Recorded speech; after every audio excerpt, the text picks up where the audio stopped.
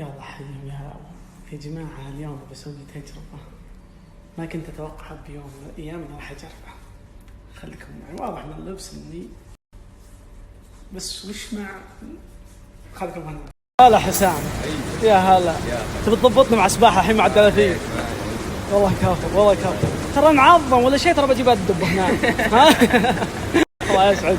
احنا بنسبح مع الدلافين، وهالتجربة ذي كلكم تقدرون تجربونها.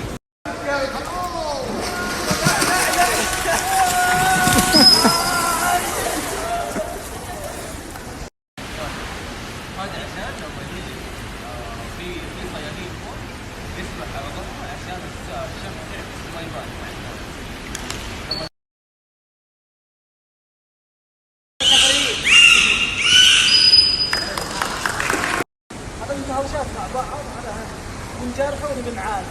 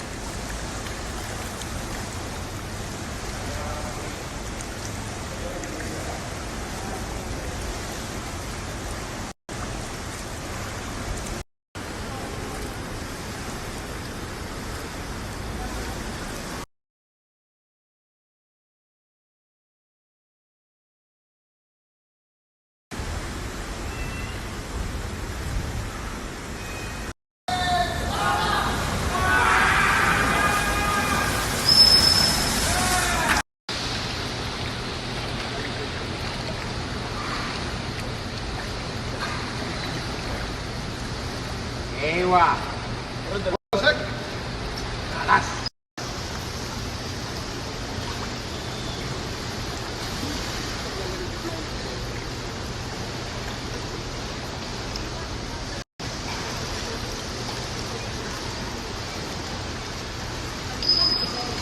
ابتسام ما تبي تفكرين.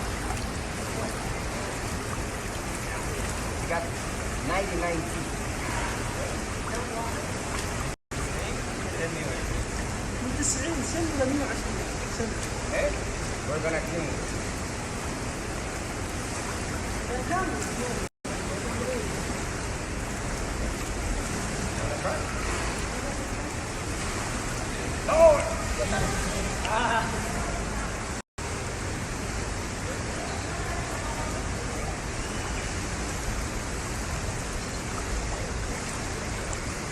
هو ضبطنا سنور.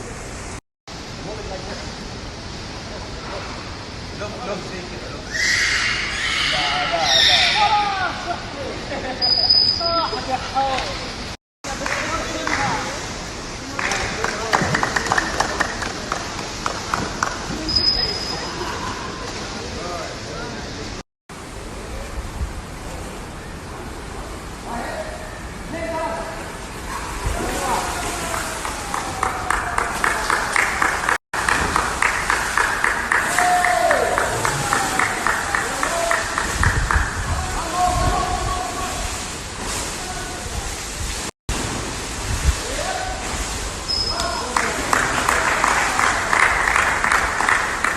قسم بالله يا جماعة الشعور مرة حلو، ما ودي أطلع من هالمكان هذا. شكلي بجي بحيوانات وقعد هنا، ولا بقول لهم تعالوا عندنا ناقصين.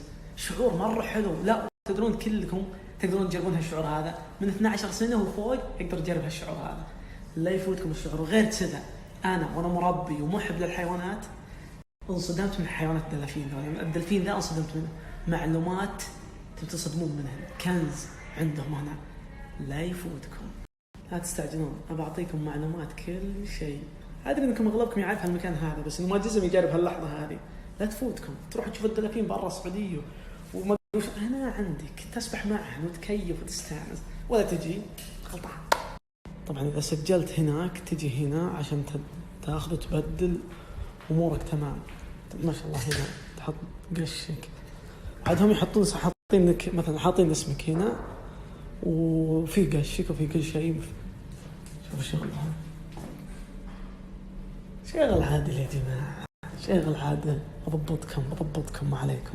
خلصت نبدل وامورك تمام، تجي عاد هنا يحطون لك العرض هنا، يعلمونك التعليمات. احنا نخليهم يشغلون لكم تشوفون نبذة بسيطة. في فقيهة وادي اليوم سوف تكون لديك الفرصة للسباحة واللعب والتعلم مع الدلافين الجميلة. يتوجب عليك ارتداء سترة النجاة فوق بدلة السباحة، وبغض النظر عن كونك تجيد السباحة أو لا، فإنه يجب ارتداءها طوال الوقت أثناء تواجدك داخل منطقة العرض وأثناء مدة البرنامج. عند قيام أي ضيف في أي وقت بإزالة سترة النجاة، فإن المدرب سيقوم بإنهاء البرنامج على الفور للحفاظ على سلامة الضيوف. هذه نبذة بسيطة، عاد إذا جيت يعلمونكم تفاصيل كاملة. ارفعوا الشاشة وادخلوا الرابط وسجلوا، يلا يمديكم. ترى باليوم عرضين بس، مجموعتين اللي يدخلون باليوم، يعني الحق ما تلحق.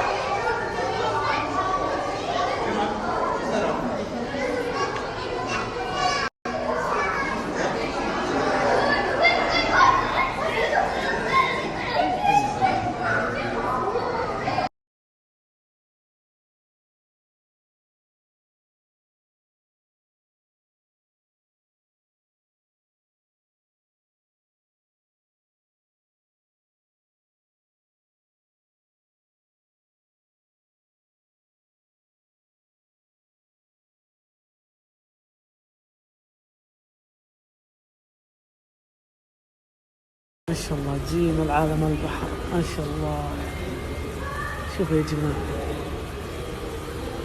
قسم بالله شغل. طبعا هذا القرش بالأطراف السوداء، الأطراف السوداء طبعا سبحان الله بدون عظم، هو هذا. طبعا هذا يسمونه شيطان البحر، وسام هذا يلدغ من عند منا، يتغبى بالرمل، يقول زي كذا لما يتغبى. سبحان الله. دخلنا عنده بطريق، شوفوا اوه زعل علينا بطريق يهوش. سبحان الله، احجام صغار. ما شاء الله يا جماعه، شوفوا الشعب، ما شاء الله، عالم يا جماعه. شوفوا السلطعون، شوفوا يا جماعه حجمه وين يصل. طبعا يطولون اطرافه بس، سبحان الله، سبحان اللي خلقها. ذيك يسمونها سمكة الفراشة عشان ألوانها، سبحان الله. هذه سامة، بس يقول إذا طبختها وتبي تاكله تصير بروتين، سبحان الله، يعني مو بخطرة. شوف سبحان الله ذا، شوف هذا سمك الجراح، سيت الدفاع عنده. شوف هالشوك ذول اللي ورا، سبحان اللي خلقها.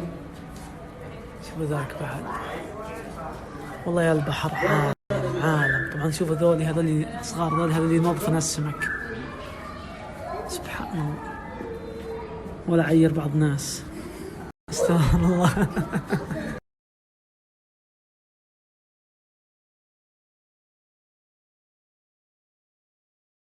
هذه السلحفات طبعا هذه تصل عمرها 100-150، وفي حادث يقولون انه سجلوها انه وصلت عمر الى 170. سبحان الله. طبعا يكبر حجم اكبر من زي كذا.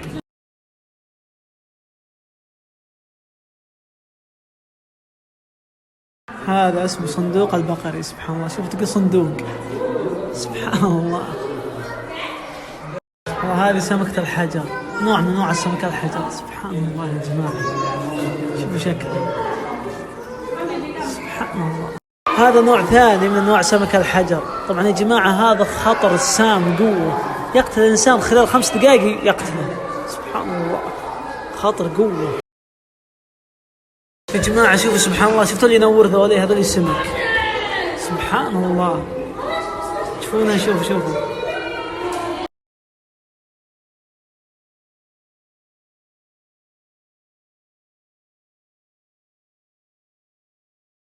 سبحان الله. قنديل البحر سبحان الله. هذول صغار طبعا سبحان الله.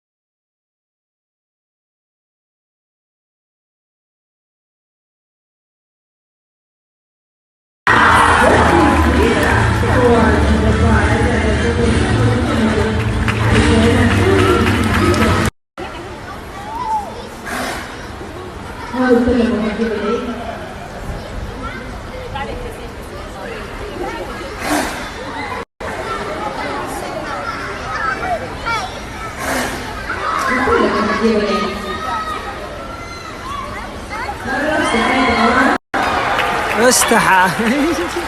هو يركز كثير، انا متاكد ان ده يتبنى.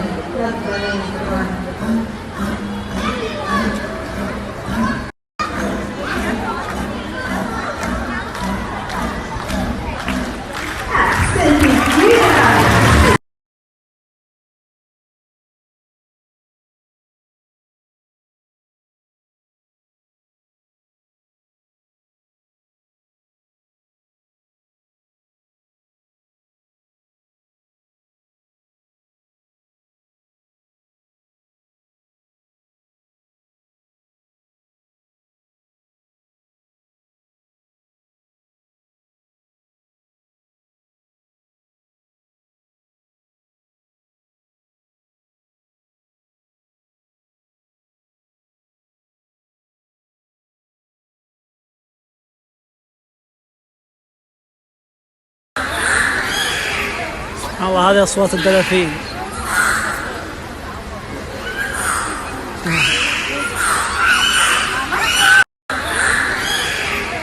الله. هذه أصوات الدلافين.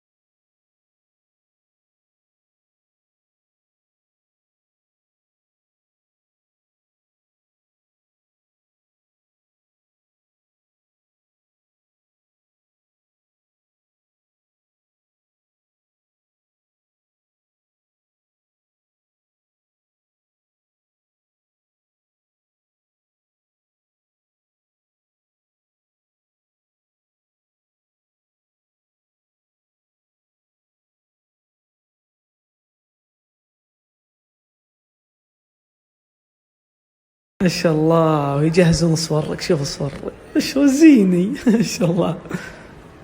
لا ما عرفتهم. ما شاء الله تبارك الله. ما شاء الله. يمكن يحطون هالصورة ذي عندهم، إذا جيتوا بس صوروها لي.